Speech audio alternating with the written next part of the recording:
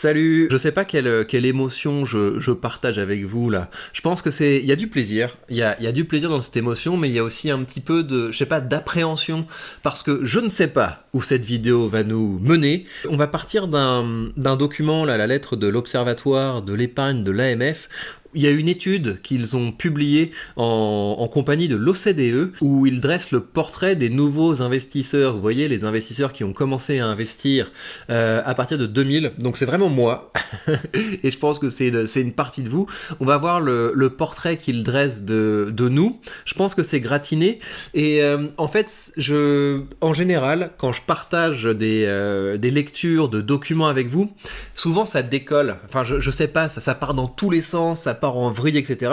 Je pense que vous appréciez ça, mais dites-vous que c'est une performance. Voilà, ce que vous êtes en train de voir, c'est une performance, c'est du spectacle vivant. Voilà, on est dans le spectacle vivant. Donc vous envoyez un gros like pour soutenir la dimension artistique de cette de cette chaîne. J'essaie de marquer des points à gauche. J'essaie de marquer des points à gauche parce que je pense que vous êtes beaucoup trop un public beaucoup trop à droite. Donc non, moi je suis un artiste performeur. Voilà, je suis un intermittent et je vais faire une performance. N'importe quoi. Alors, la lettre de l'Observatoire de l'épargne de l'AMF. Connaître et accompagner les nouveaux investisseurs en France. Alors, je veux pas être mauvaise langue, mais quand je lis connaître et accompagner, j'ai l'impression, tu sais, identifier et contrôler. Tu vois, c'est ça que je lis. Donc, ils essaient de nous connaître et nous accompagner. Je pense que ça veut dire, derrière ça, moi, je vois certificat, formation, diplôme. Et peut-être que je suis mauvaise langue, mais c'est voilà, je pense qu'on va revenir à ce genre de sujet.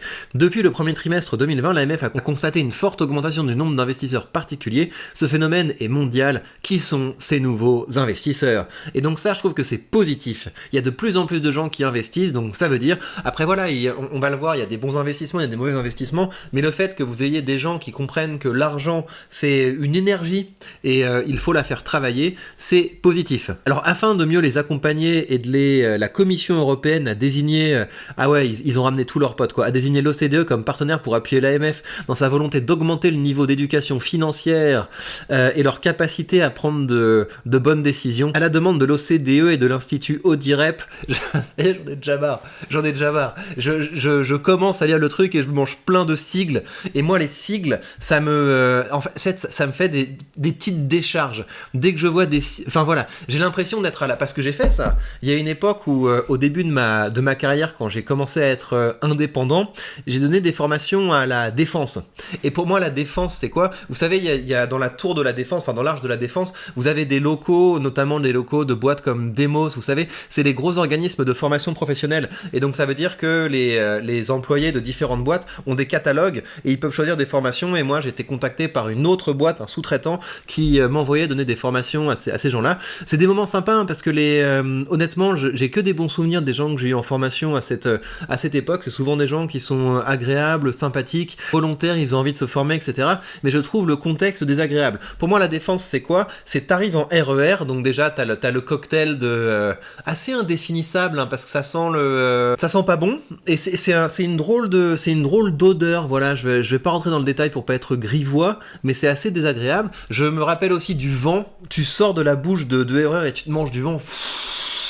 Tu te manges la pluie et t'arrives dans cet univers gris de gens qui sont en costume et on sait pas trop bien pourquoi, etc.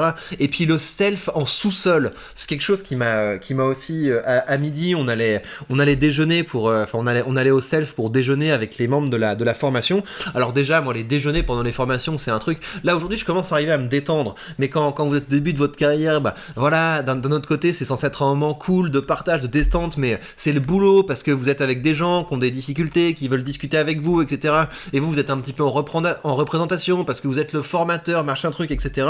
Et donc déjà que c'est des moments qui sont compliqués. Et là en sous-sol quoi, en sous-sol le self de la défense, donc Pourquoi est-ce que j'en suis arrivé là? Oui, parce que les sigles, ça me fait penser à ça. Ça me fait penser à une vie organisée, une vie balisée d'employés en costume qui va au self de la défense. Vous avez dit que ce serait de la performance, hein, là, on est dans la poésie, là, c'est l'évocation poétique. Alors, blablabla, dont le volet a permis d'interroger 1056 nouveaux investisseurs en actions, fonds, crowdfunding ou en crypto-actifs sur leur motivation et leurs attitudes. Focus, 24% d'investisseurs en France, près d'un Français sur 4 déclarent détenir un placement en instruments financiers ou en crypto-actifs. Et ça, c'est très positif, parce que moi, les chiffres auxquels j'étais habitué, c'est qu'on disait que vous aviez 10% des Français qui possédaient des titres, des investissements, des actions, etc. Apparemment, ça a doublé, donc ça veut dire qu'il y a un travail de pédagogie, et je pense que le mouvement dans lequel j'ai été engagé, à savoir me dire, tiens, ça doit être intéressant l'investissement pendant le Covid, je pense qu'il y a pas mal de gens qui ont un petit peu le même sentiment que moi. Le monde est fermé, qu'est-ce qu'on fait? Eh ben, on fait l'investissement. Alors, la moitié des investisseurs le sont depuis 2000, donc c'est ça le délire, c'est que le fait que le nombre de gens qui investissent ait beaucoup augmenté, c'est qu'il y a eu un boom de gens qui ont investi en 2000, et donc là vous voyez dans leur échantillon de population ce que les gens possèdent, donc SCPI, crypto, et ça je trouve ça fou quand même que les crypto actifs arrivent au-dessus des actions cotées. Je trouve ça aussi fou que les vous vous rendez compte que le nombre de NFT, ça arrive avant les ETF. Et je comprends pas en fait ces trucs-là. C'est une fois j'en avais parlé avec Xavier, ça m'avait surpris, il m'avait dit mais les gens qui possèdent des ETF en France c'est dérisoire. Et pour moi en fait tous les gens que je connais, c'est parce que c'est pour ça que je suis dans une espèce de microcosme, tous les gens que je connais qui investissent sont des ETF. Voilà, on commence par ça. Et donc je trouve ça un peu foufou. Je trouve la place des actions non cotées assez important. Ça je pense que c'est lié au fait que vous avez des gens qui sont peut-être dans des boîtes et leurs boîtes ont des actions et ils possèdent des actions de ces boîtes-là. Je pense pas que ce soit des trucs du type voilà, je vais rentrer sur des petites startups, etc. Je pense que c'est plus lié au fait qu'il y a un actionnariat salarié de boîtes qui sont pas cotées. Donc c'est assez intéressant. 12% des Français de plus de 18 ans ont investi pour la première fois depuis 2000. Donc ça devient une part de la population assez intéressante. Et donc là, on va rentrer un petit peu dans le délire de cette population dont je fais partie, majoritairement des hommes. Alors les filles, si vous êtes ici, faites-nous coucou, vous êtes les bienvenus dans le game de l'investissement. Moi j'ai converti ma femme à l'investissement, je vous le dis, je gère son portefeuille, mais j'essaie à chaque fois de l'empowerer, comme on dit ça, pour être de gauche là, j'essaie je vais pas dire de la responsabiliser, parce que ça ferait patriarcat, j'essaie de lui mettre de plus en plus d'outils entre les mains. En tout cas, elle investit régulièrement, et voilà, je lui mets dans des ETF capitalisants pour qu'on n'ait pas à se prendre le chou, et c'est très bien. Moi je suis très content qu'elle ait commencé à investir. J'ai expliqué un maximum de choses, je vois que ça la passionne pas, mais en tout cas elle a compris l'enjeu, donc ça c'est super. Alors, qu'est-ce qu'ils nous disent d'autre? La proportion des ouvriers et des CSP- est plus élevée que chez les investisseurs traditionnels. Donc ça, c'est également quelque chose qui est très positif, c'est que vous avez des gens qui se sont lancés dans l'investissement, alors que c'est plutôt les classes moyennes basses. Et par contre, il y a un truc qui va arriver assez vite, c'est que je pense qu'il y a beaucoup de gens qui se sont fait embrigader, surtout les plus pauvres, qui se sont fait embrigader dans l'investissement via des vendeurs de rêves sur les réseaux sociaux. Du type, ouais, t'inquiète, mon petit... ma petite crypto-monnaie là, anti-système, et donc je pense qu'il y a des gens qui se sont fait avoir là-dedans, mais je pense qu'on va pouvoir y revenir. Alors, et donc ça c'est un truc que j'ai trouvé assez fou, les nouveaux investisseurs sont aussi des joueurs, la plupart des nouveaux investisseurs déclarent jouer régulièrement ou occasionnellement à des jeux d'argent, 58% ont des jeux d'argent genre le poker ou le casino, 79% jouent à des jeux de hasard payants, et 68% font des paris sur des compétitions sportives, et ça pour moi c'est un autre monde. Ça je trouve ça fou en fait. Jamais je mettrais un centime là-dedans. Jamais j'irais gratter un machin, jouer au loto ou parier sur les sports. Donc c'est quand même impressionnant. Je trouve ça fou qu'il y ait cette espèce de corrélation entre je commence à investir et j'aime bien mettre mon argent en jeu sur les casinos. Mais pour moi c'est corrélé avec le côté crypto. Parce que enfin voilà, quand vous investissez dans les cryptos, vous investissez pas en vous disant voilà, c'est une belle entreprise qui crée des gros produits, etc. Vous investissez en vous disant je vais faire un coup et je vais faire x100. C'est ça la motivation principale. C'est pas j'aime créer un petit revenu passif pépère. Les montants investis restent modérés. La plupart des nouveaux investisseurs ont placé des sommes relativement limitées au regard de leur patrimoine financier. D'accord, les investisseurs en crypto-actifs sont moins élevés que les investissements en actions. Ils se déclarent plutôt prudents. 3/4 des nouveaux investisseurs ont été actifs depuis leurs premiers investissements. Et on a quand même 20% qui estiment avoir perdu de l'argent. Que vous ayez 2 personnes sur 10 qui estiment avoir perdu de l'argent. Donc ça, pour moi, c'est les cryptos. C'est des gens qui se sont dit t'inquiète, ça va monter, et qui ont mis leur argent dans une bouse. Parce que perdre de l'argent en bourse, faut vraiment avoir les fils qui se touchent, quoi. Si vous êtes, quand vous avez une optique de long terme et que vous savez que les marchés ont tendance à monter sur le long terme, c'est un peu foufou de perdre de l'argent. Quelles sont leurs sources d'informations? Les documents sur les produits. Non mais les mecs, arrêtez de mentir. Arrêtez de mentir. Je sais que vous étiez en train de répondre à l'AMF, mais arrêtez de faire genre que vous lisez les documents sur les produits. Les proches, les collègues, les médias spécialisés finance, comparateurs sur internet, les comparateurs sur internet, quoi. On a l'impression qu'ils ont coché des cases au hasard. Réseaux sociaux hors influenceurs, et donc les gens ont honte de dire qu'ils ont été influencés par des influenceurs. Moi, j'ai commencé à investir grâce à des influenceurs. Si je n'avais pas connu d'influenceurs, je serais encore quelqu'un qui croit que la bourse, c'est le casino. On va arriver au nouveau profil, au profil de ces investisseurs. Les nouveaux investisseurs se distinguent quant à leur propension à s'informer avant d'investir, ou encore quand on leur approche de l'investissement. D'accord. Les non-informés, 37 ans en moyenne, ce profil est le plus représenté. Non, faites le jeu. Répondez honnêtement dans les commentaires, est-ce que vous êtes un non-informé, un néophyte, un consciencieux ou un dynamique? Et moi je vous dirai en toute honnêteté à quel profil j'ai l'impression d'appartenir. Alors les non-informés, 37 ans en moyenne, ce profil est le plus représenté chez les ouvriers ou les employés. Leur motivation de départ est la curiosité et l'envie d'augmenter la rentabilité de leur épargne. Ça je dirais que c'est quand même une de mes motivations de départ. La curiosité, non, j'étais pas curieux, j'avais envie d'augmenter la rentabilité de mon épargne. Ils ne cherchent pas l'information sur les caractéristiques des produits financiers avant d'investir. Ça, c'est pas mon cas, moi j'aime bien avoir de l'info. Ils ont indiqué se tourner vers leurs proches, 45% ont investi dans les crypto-actifs, ça c'est pas mon cas, 23% dans les actions, seuls 29% ont dit souhaiter investir davantage au cours de l'année à venir.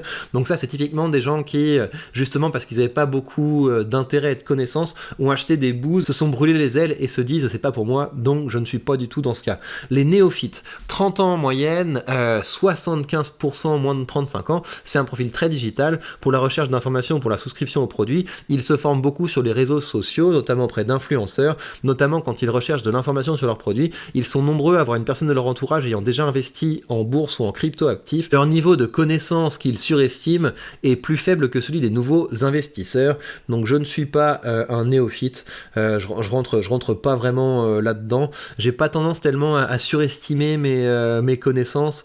J'aime bien rigoler avec vous, vous voyez, je vais avoir tendance à me la raconter, à faire genre ouais je suis le meilleur, etc. Ça peut m'arriver, mais en vrai je sais que j'ai beaucoup à apprendre, et et puis je suis un peu plus âgé que ça. Les consciencieux, plus souvent CSP+, ils ont investi pour diversifier leur épargne, mais souvent par la curiosité. Au sein des nouveaux investisseurs, ce sont ceux qui ont le mieux répondu aux questions de connaissance, tout en pensant plus fréquemment ne pas être connaisseurs en matière de placement. Ils s'informent davantage avant d'investir, notamment en consultant l'information précontractuelle ou en suivant les médias spécialisés. Ils sont plus enclins à consulter un professionnel que leurs proches, et 58% ont investi en crypto-actifs et 23% en actions cotées. C'est pas moi en fait, parce que je suis pas du tout le genre consciencieux, tu vois. Je suis pas du tout le genre premier de la classe. Ça c'est la réponse du premier de la classe, quoi. C'est ouais, moi je demande à mon conseiller financier, je m'informe avant d'investir, etc. C'est très bien les gars, c'est très bien. Moi je pense que je suis un petit peu plus foufou de manière générale. Moi quand je vois, on en revient, mais les sigles, en fait j'ai un problème avec ça, et j'ai vraiment du mal en fait à comprendre d'où ça vient, mais quand je vois des sigles, des trucs comme ça, CSP+, ouais t'es un CSP+, j'ai l'impression des vaches, vous voyez, les vaches qui ont un tatouage sur l'oreille là, avant de se faire traire. C'est, pour moi les sigles c'est ça, c'est des choses qui permettent de ranger les gens pour pouvoir mieux les traire. Dites-moi si je suis fou, mais ça me fait ça en fait. Et après j'ai du mal parce qu'il y a des gens qui vont me dire ouais mais c'est parce que t'es un anarchiste. Quand je pense anarchisme, je pense à une odeur de clope roulée et de pied. Donc c'est pas non plus du tout mon délire. Libertaire, c'est pas du tout le truc, parce que quand je pense libertaire, je pense à Elon Musk, et moi, les Hummers et les lance-flammes, c'est pas du tout non plus mon truc, je suis beaucoup plus sobre que ça.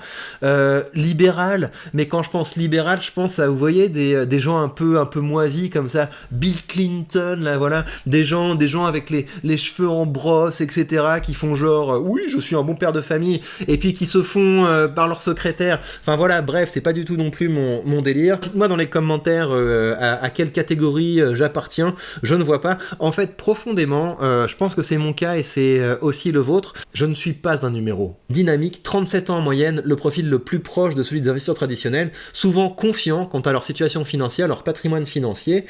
C'est moi ça. Et leurs investissements moyens sont plus élevés que ceux des nouveaux investisseurs. Ils ont investi afin de préparer leur retraite en vue d'un projet précis. Ils s'informent sur les produits avant d'y souscrire. Ils s'adressent plus fréquemment à un conseiller professionnel, ça c'est pas mon cas. Ce sont le plus souvent des joueurs paris sportifs, c'est pas mon cas non plus. En fait, je suis un dynamique consciencieux entre les deux, voilà. Une espèce de consciencieux, mais qui mettrait sa cravate ici, vous voyez. Là, le Herry, Belon, Odile de Ray, Madame Odile de Ray. 31% ont déclaré détenir des crypto-actifs, 33% en actions cotées, 26%, voilà, je comprends plus ce que je lis, ça m'a saoulé. Voilà, ben, en tout cas, dites-moi dans les commentaires, est-ce que vous êtes non informé, néophyte, consciencieux ou dynamique? Dans quoi vous reconnaissez là-dedans? Ça m'intéressera beaucoup d'échanger avec vous là-dessus. Et bien voilà pour la lecture de ce petit document. Pour le reste, ben, on arrive tranquille, là, les dividendes continuent d'arriver, l'argent continue à arriver, donc on est bien. Je pense que mon portefeuille ferait peur à l'AMF quand même, parce que le côté combinaison d'ETF, quand on a des ETF, on fait partie de l'élite de la nation, parce qu'apparemment personne en France a capté que les ETF c'était pas idiot. Donc ETF d'un côté, stock picking de l'autre, et option dans le portefeuille. Bah voilà, je pense que ça fait c'est un profil qui ne rentre pas dans les cadres. Je pense que c'est pas mal d'aspirer à être quand même un cadre, à être quelqu'un qui a un repère pour les autres, essayer de partager de la connaissance et de la motivation, mais dans le même temps pas accepter que ce soit d'autres qui essaient de nous classer dans leur taxinomie. Je vous rappelle évidemment que si vous voulez commencer à investir avec un courtier qui vous permet de faire tout ça, choper des actions, des ETF et augmenter le rendement avec les options. Enfin voilà, je continuerai à vous partager mon aventure au fur et à mesure. On est très bien parti sur le chemin de la liberté financière. Vous savez qu'avec mon lien affilié sous cette vidéo, vous bénéficierez de 100 € de frais de courtage remboursés, ce qui vous permettra d'ouvrir vos premières positions de façon tout à fait indolore. Si vous voulez poursuivre la conversation et accéder à plus de contenu sur l'investissement, vous avez la page Patreon, je publie régulièrement des mini-guides avec les connaissances que je rassemble au fur et à mesure pour vous aider à mieux investir. Et l'objectif, c'est que vous lisiez ces documents et que vous puissiez me poser toutes vos questions dans les foires aux questions, dans les FAQ que je lance également régulièrement. Il y a une FAQ qui est lancée, donc n'hésitez pas à poser vos questions et je répondrai en vidéo. Et bien voilà, chers amis, prenez bien soin de vous et on se retrouve très vite pour de prochaines news.